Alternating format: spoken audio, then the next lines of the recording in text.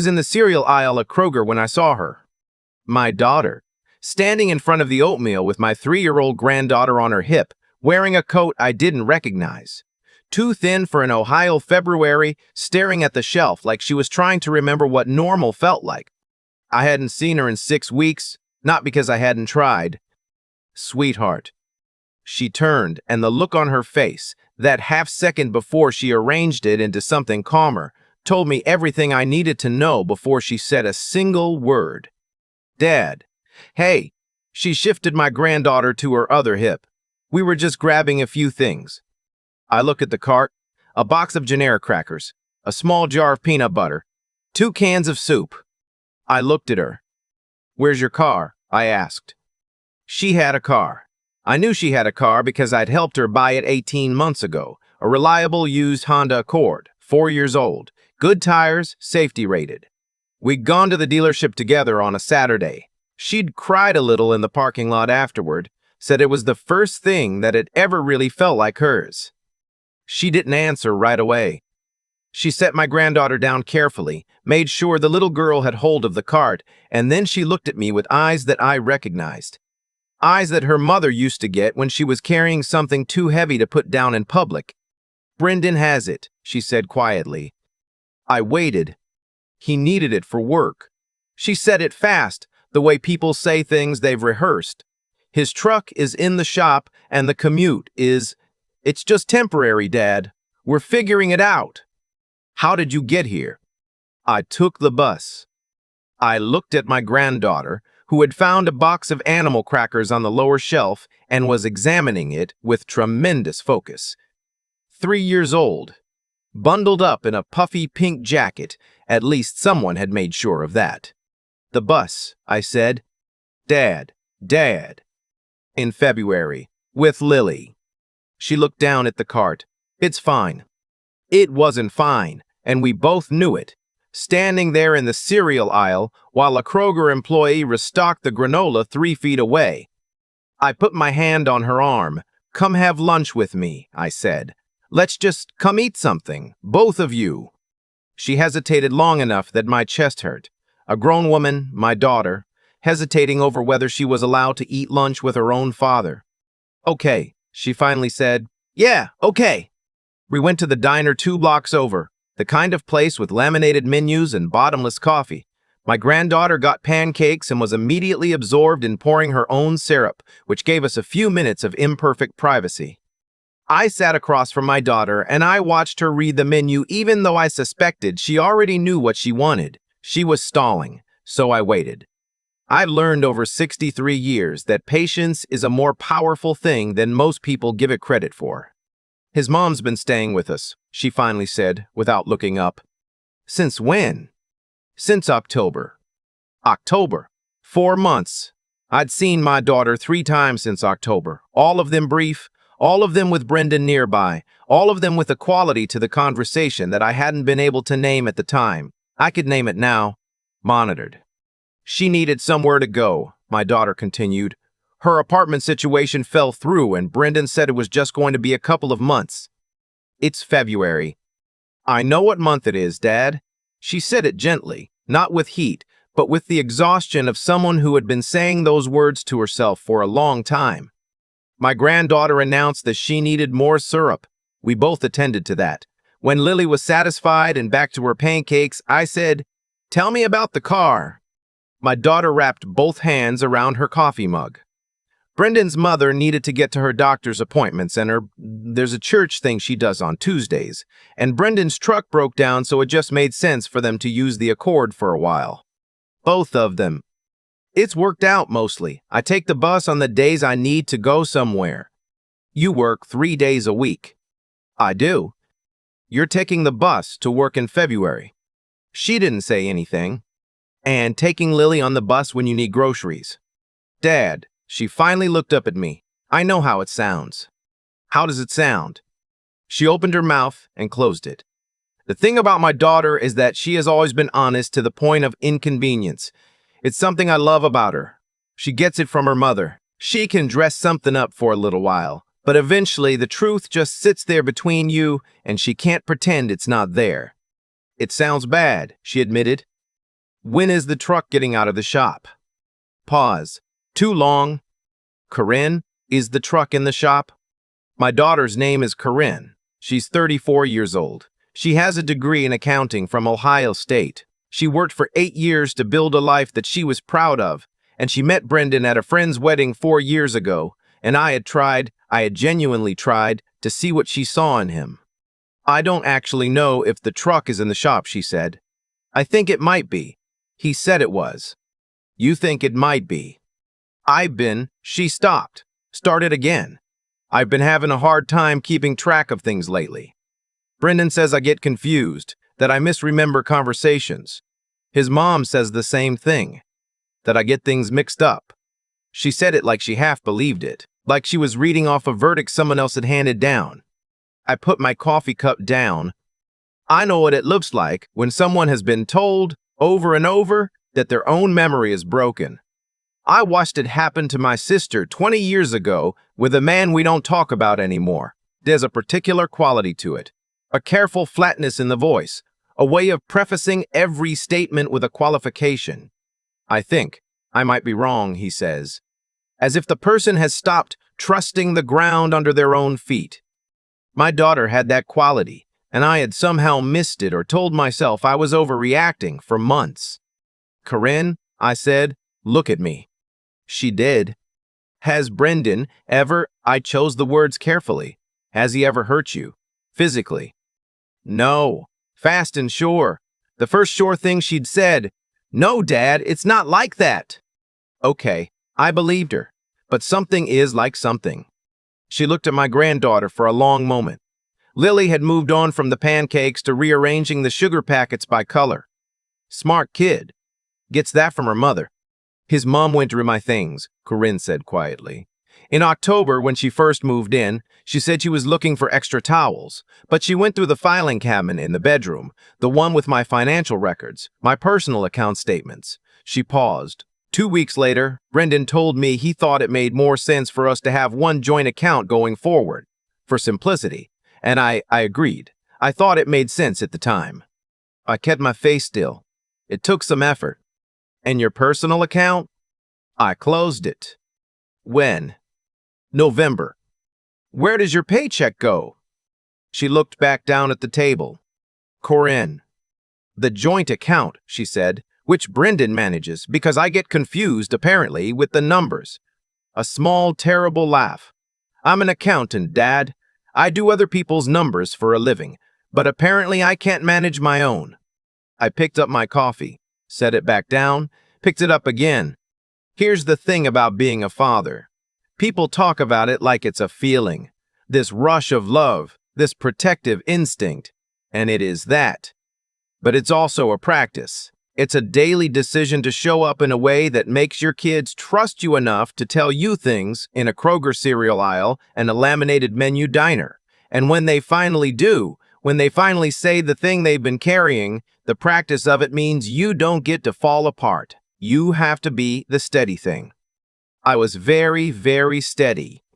Is there anything else? I asked. She told me about the credit card. Brendan had added himself as primary on the card she'd had since she was 26, her card, her account, in her name, by calling the company and requesting it, and somehow this had happened without her being notified in any meaningful way. Or if she had been notified, she'd been told it was junk mail and to ignore it. He now had full authority to set the credit limit, manage payments, and request increases. She told me about her mother-in-law, Brendan's mother, a woman named Vivian, who had started answering the phone when Corinne's friends called, answering it, saying Corinne was busy, taking a message, and then not always passing the message along. My daughter had found this out when a friend from college ran into her at the grocery store and said she'd been trying to reach her for 2 months. She told me about the time in December when she'd asked about going to visit me for Christmas, and Brendan had said they'd already made plans with his family, and she had thought she'd simply forgotten again her terrible memory, her confusion, until she mentioned it to me on the phone and I told her we had never made any Christmas plans together, that she'd just said she'd try to come by on the 26th. He told me you'd gotten the dates wrong, she said. I didn't get the dates wrong. I know that now. I looked at my granddaughter, who had successfully organized all the sugar packets by color, pink, white, yellow, blue, and was now surveying her work with great satisfaction. "Lily," I said, "do you want some hot chocolate?"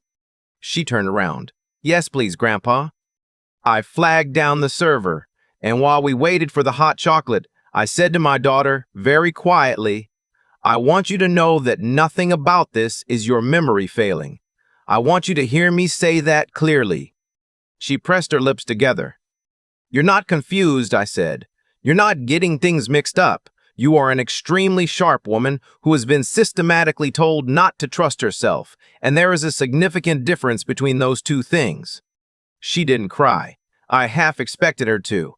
Instead, she let out a long, slow breath, like she'd been holding it for 4 months. "I don't know what to do," she said.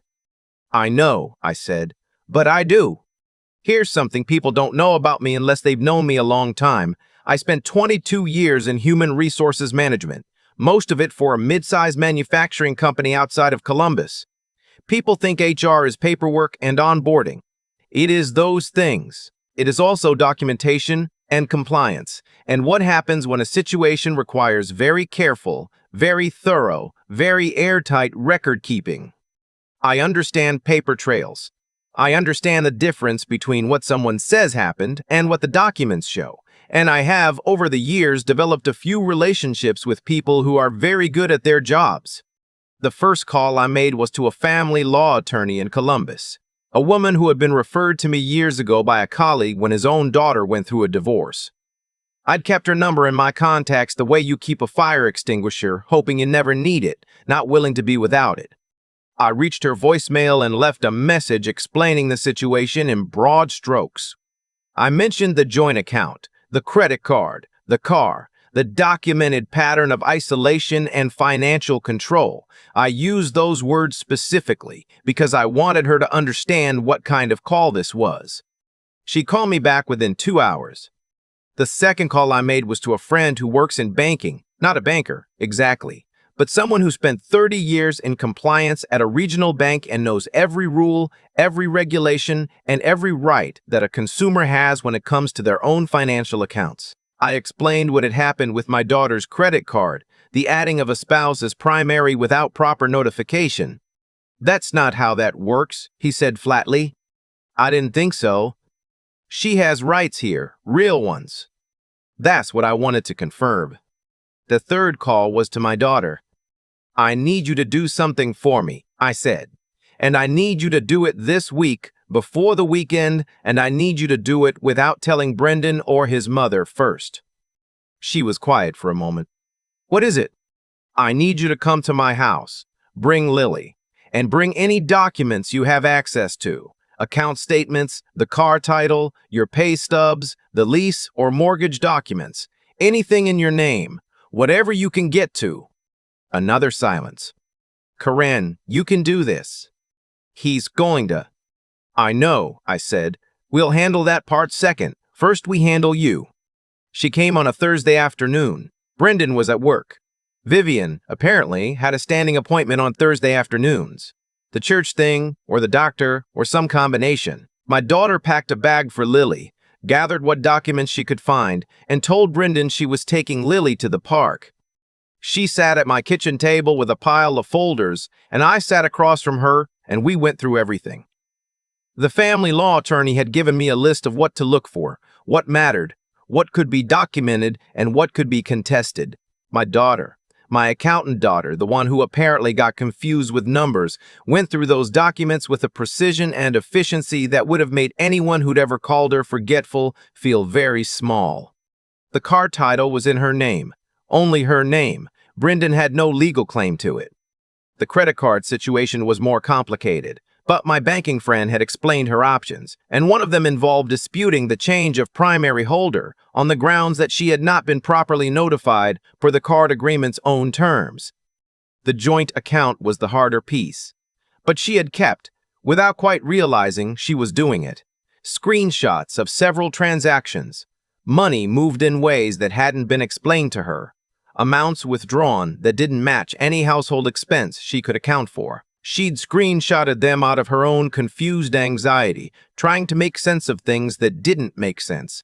They now made a different kind of sense entirely. "Is this enough?" she asked. "The attorney will tell us," I said. "But yes, I think this is enough." Lily had fallen asleep on my couch, curled up under the blanket my late wife had crocheted 20 years ago. I looked at her for a moment. 3 years old, worn out from a morning at the park, completely trusting that the world around her was safe. "I should have seen it sooner," Corinne said. She wasn't accusing me. She was just saying it. "So should I said. "We both should have." "I saw it," she said quietly. "I just didn't trust myself enough to believe what I was seeing." I reached across the table and put my hand over hers. "You trust yourself now?" She looked at the documents spread out between us, at the screenshots, at the car title with her name on it. She looked at her daughter, asleep on the couch. "Yeah," she said, "I think I do. I'm not going to pretend the next several weeks were simple, because they weren't. There was a confrontation with Brendan that I was not present for, but that my daughter told me about afterward in the particular voice she uses when she is choosing accuracy over drama.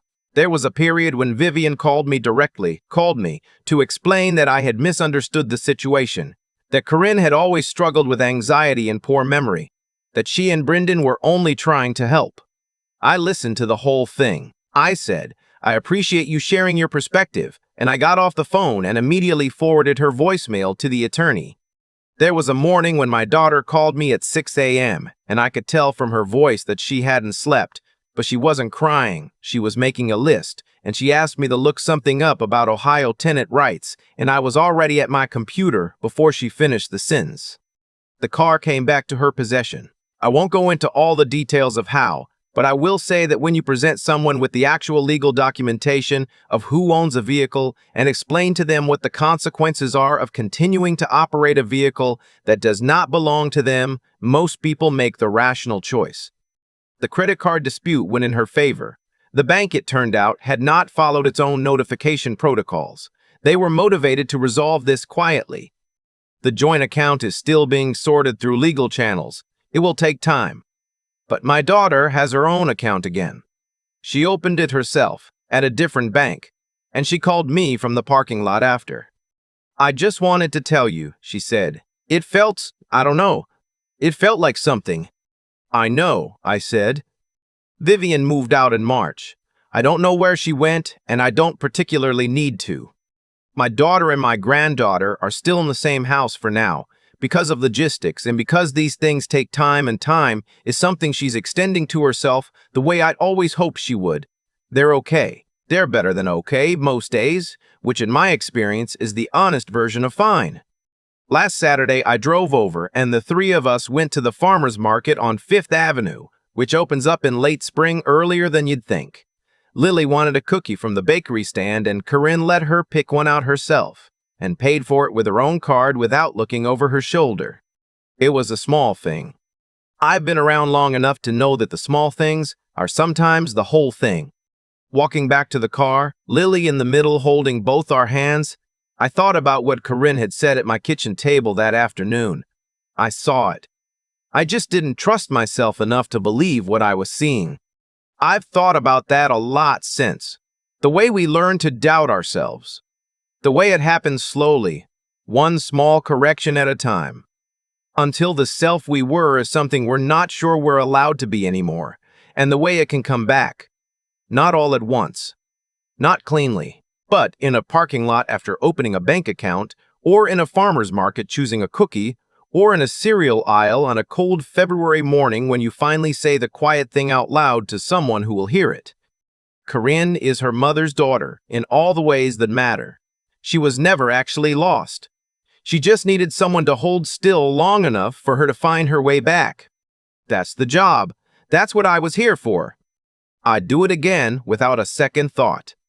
The image I keep coming back to is Lily at that diner table, sorting sugar packets by color. Pink, white, yellow, blue. Perfectly serious about it, the way only a 3-year-old can be serious about something that doesn't matter at all.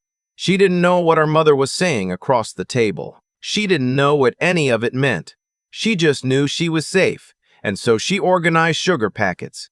And I think about that a lot when I'm tempted to feel like things are too far gone to fix. What happened to Corinne didn't happen overnight. That's the part that's hardest to sit with. It built slowly, one small thing at a time.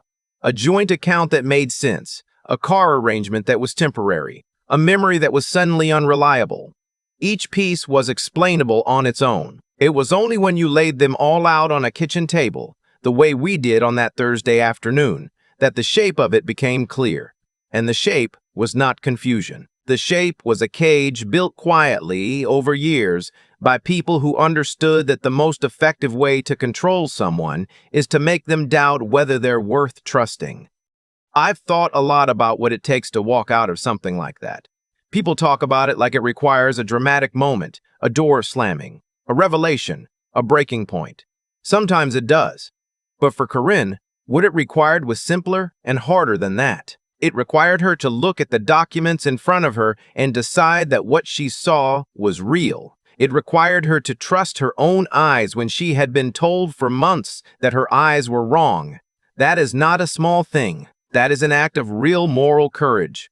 The kind that doesn't look like courage from the outside because it happens quietly at a kitchen table while your daughter naps on the couch. I think the clearest thing I've learned, not from a book, not from anything someone told me, but from watching my own daughter find her way back to herself, is that integrity and intelligence mean nothing if a person can't hold on to them under pressure. It's easy to be clear-headed when the conditions are good. The harder thing, the thing that actually matters, is staying clear when someone is working very hard to make you cloudy. Corinne is one of the sharpest people I know. She always has been. The manipulation didn't work because she was weak. It worked because she was kind and trusting, and she extended good faith to people who had no intention of returning it. She had to learn the hard way over 4 years that good faith has to be earned, and that withdrawing it from people who abuse it is not a failure of character. It's the exercise of one. What I contributed, I hope, was steadiness, the willingness to sit still and listen without reacting in ways that would have made her feel like a problem to be managed. The knowledge of who to call and what questions to ask. 22 years in HR teaches you that almost every situation, no matter how tangled it feels, has a process, a sequence, a next step. That's not cold. That's actually the most useful thing you can be for someone who's overwhelmed. She called me from the bank parking lot after she opened her new account, just to tell me. I didn't say much, just that I was glad. And I was. Not because the account meant the hard part was over, but because she'd done it herself, and she knew it, and that knowing is the thing that doesn't get taken away. Lily is going to grow up watching her mother be someone who found her footing and held it. I don't know what that's worth exactly, but I know it's worth more than I can calculate.